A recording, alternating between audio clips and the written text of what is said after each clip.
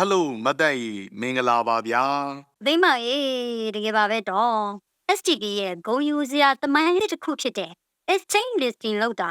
သုံးပတ်ပြည့်သွားပြီဖြစ်ပြီးရေဦးပြည်သူတို့အတွက်တုံညောင်းကနေစတင်ခဲ့ပြီမဲ့ဒီ listing ကတစ်ဆင့် ICO round 1 round 2တုန်းကရင်းနှီးမြှုပ်နှံငွေတွေအားလဲတန်ဖိုးအဖြစ်မြင့်တက်တဲ့ရှိတာကိုတွေ့ရတာဟာတော်လန်ပြည်သူတိုင်းရဲ့အောင်ပွဲမင်္ဂလာပါပဲတော့ဟုတ်ပါတယ်မတ်တန်ကြီးဒီအောင်ပွဲဟာ STB ရဲ့စစ်မှန်တဲ့စူးစမ်းအထောက်မှုအစဉ်တစိုက်ယုံကြည်အားပေးခဲ့ကြတဲ့ပြည်သူတွေရဲ့စုပေါင်းအင်အားနဲ့အခုချိန်မှာတော့ STB တိုကင်တွေဟာတားစင်မြေးဆက်အမွေလက်ဆင့်ကမ်းမှုလွတ်လပ်ခြင်းအမွေနှစ်တွေဖြစ်လာပြီပေါ့ဗျာဟုတ်ပါတယ်ကသိမ်းမောင်ကြီးစစ်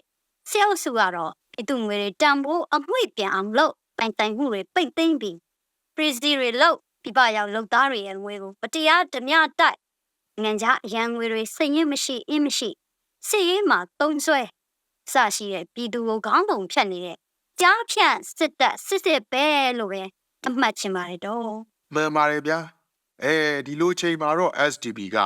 ပြည်သူငွေကိုအလုံးကြုံဆုံးနဲ့စိတ်အချအဆုံးဖြစ်အောင်ထိမ့်သိမ်းပေးခဲ့တယ်ဒါတွေမကပဲ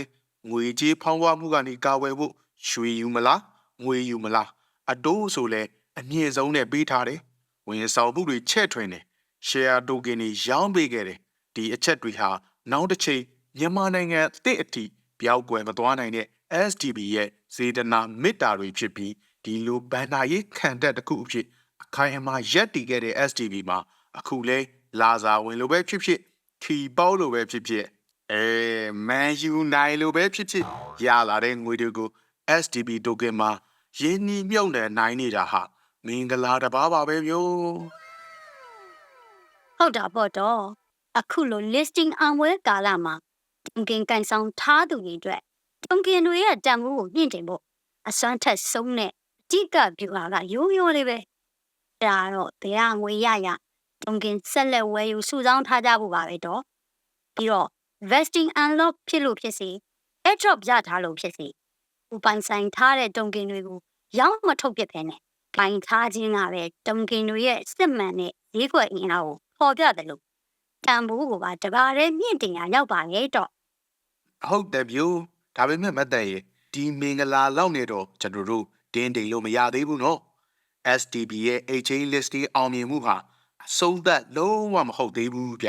ကျွန်တော်တို့ရဲဘော်တွေအနေနဲ့ Federal ဘန်းတိုင်ရောက်ဖို့နိုင်ငံရေးစိတ်ရေးမှာတာမကဘန်နာရေးမှာပါအမှားအယွင်းမရှိတော်လှန်ရက်တီဖို့နဲ့စစ်အုပ်စုရဲ့အတုအယောင်ရွေးကောက်ပွဲကိုတိုက်ဖြတ်နိုင်ဖို့အတွက်လဲဘန်နာရေးမှန်တိုင်းခိုင်မာအောင် STB ကဆက်ပြီးကူညီပေးအောင်ပါဗျ